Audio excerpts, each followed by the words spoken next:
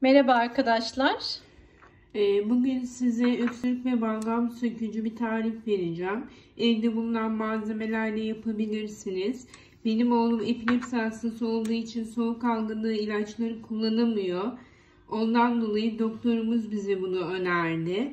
Siz de doktorunuza sorarak kullanabilirsiniz. Sabah akşam bir yemek kaşığı veya tatlı kaşığı kullanabilirsiniz. Bir tatlı kaşığı zerdeçal, bir tatlı kaşığı zencefil, bir tatlı kaşığı karabiber, bir yemek kaşığı kestane balı, normal bal da olabilir.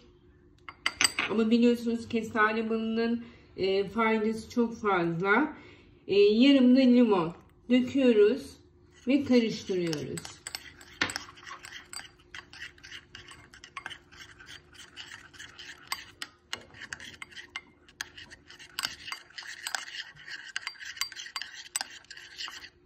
Bu kadar.